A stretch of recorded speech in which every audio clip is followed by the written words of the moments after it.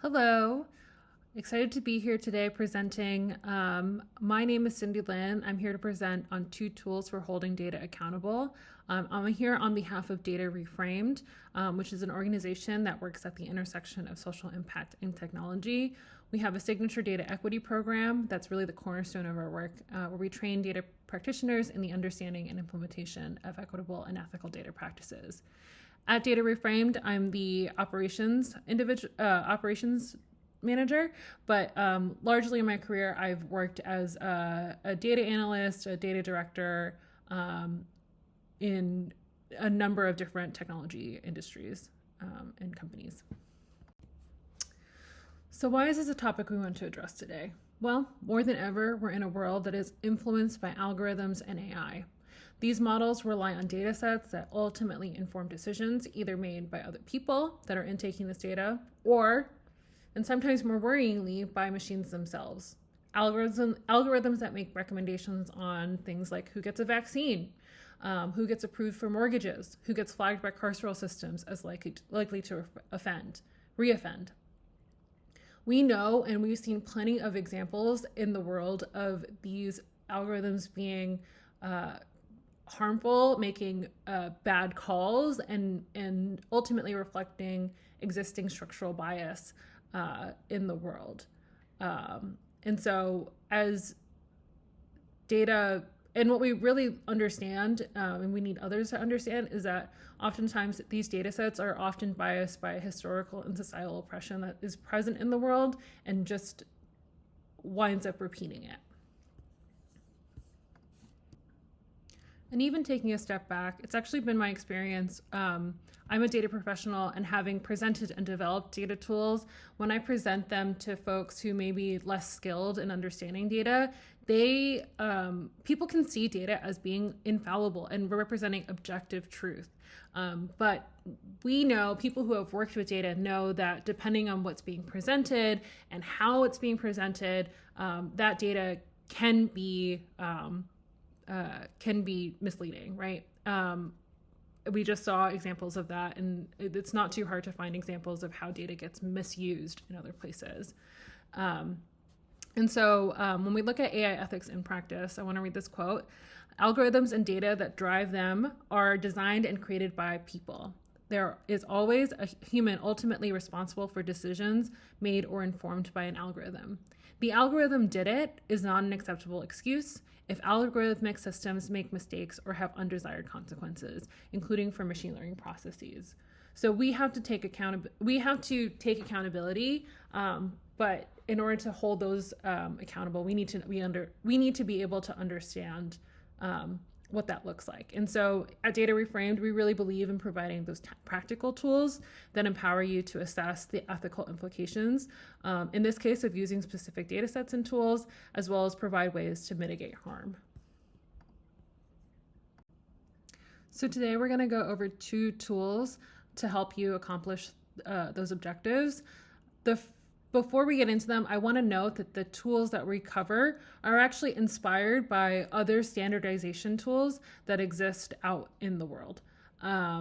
So we've taken, or not we, smarter people than I have taken concepts that have worked and brought them into these other spaces. So this first one we're going to talk about is Datasheets. And so for those of you who may be familiar with manufacturing or that kind of thing, chemical production, all that kind of stuff, oftentimes there is a data sheet that accompanies many of the raw materials that are used in those fields. That includes things like operating characteristics, test results, recommended uses, and other information. And so that is a lot of the principles that are being brought into this tool, Datasheets for Datasets. This tool was first published as in a paper, which you can see is linked here, and you can find it if you just Google Datasheets for Datasets. The paper was first published in 2018 and was updated again in 2021. This tool consists of 52 questions across 7 categories to, quote, document how and why a data set was created, what information it contains, what tasks it should and should not be used for, and whether it might raise any ethical or legal concerns. That's a direct quote from the paper. So You can use these specific questions to outline and understand the data set more thoroughly.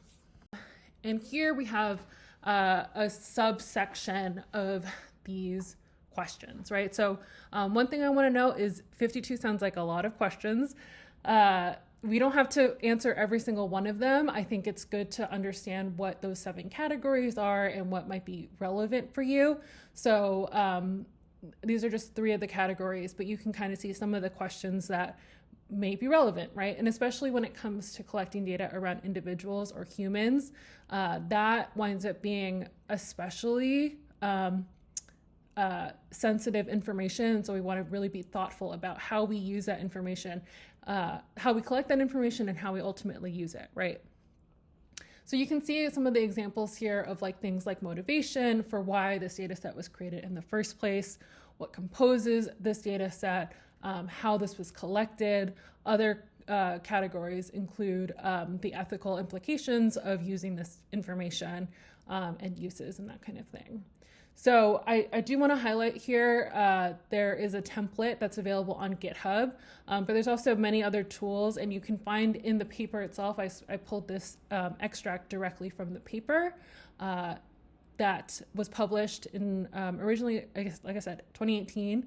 And you can see they provide an example too in that paper if you look at the link on the previous slide. The other tool I want to talk about is from Data Nutrition Project. So when it comes to data nutrition, that was also founded in 2018 through the Assembly Fellowship. They're on the 3rd iteration of their label, so it's been updated at least twice now.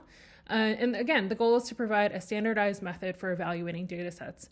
And they developed this as a tool to be used by data scientists and engineers to evaluate the applicability of data sets they're considering for use in their models. So oftentimes when you're putting out data sets, similar to the previous tool,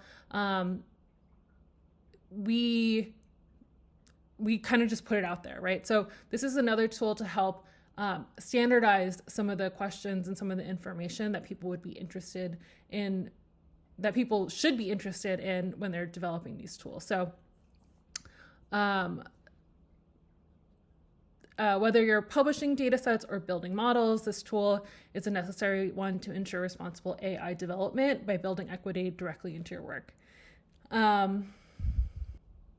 So within the overall data nutrition label, what you'll see is a description of the data set, details about appropriate ways to use this data, included intended and known uses, as well as restricted and forbidden uses, how data was gathered by which organization, highlighted risks and data, and details about the data set. And so, like, for example, you can see here, I've specifically taken a screenshot of the risk associated with representation. So things like information about the subpopulation and collection representation were 2 areas that were tagged as risky with using this this data set. So something to consider. Other areas you'll find if you click into this specific data label are things like data values, what are making it up, feature selection, upstream sources, and just general risks associated with using this data set. So things like that can be very useful and standardizes it for all individuals using that.